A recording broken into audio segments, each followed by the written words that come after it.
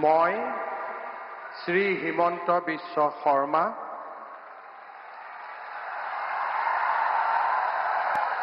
ঈশ্বৰৰ নামত শপত লওঁ যে বিধিৰ দ্বাৰা স্থাপিত ভাৰতৰ সংবিধানৰ প্ৰতি মই প্ৰকৃত বিশ্বাস আৰু আনুগত্য পোষণ কৰিম। মই ভাৰতৰ সাৰ্বভৌমত্ব আৰু অখণ্ডতা অক্ষুণ্ণ ৰাখিম।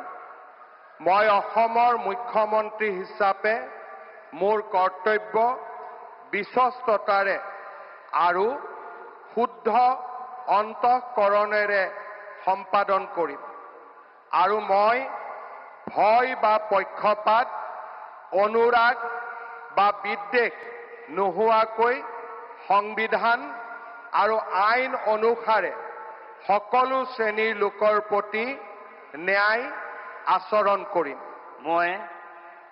মই শ্ৰী হিমন্ত বিশ্ব শৰ্মা ঈশ্বৰৰ নামত শপত লওঁ যে মই অসমৰ মুখ্যমন্ত্ৰী হিচাপে মোৰ কৰ্তব্যৰ যথাযথ সম্পাদনৰ বাবে আৱশ্যক হোৱাৰ বাহিৰে মই এনে বিষয় যি অসমৰ মুখ্যমন্ত্ৰী হিচাপে মোৰ বিবেচনাৰ বাবে অনা হ'ব বা মোৰ জ্ঞাত হ'ব তেনে বিষয় মই কোনো ব্যক্তি বা ব্যক্তিসকলৰ ওচৰত প্ৰত্যক্ষ বা পৰোক্ষভাৱে অৱগত বা প্ৰকাশ নকৰিম।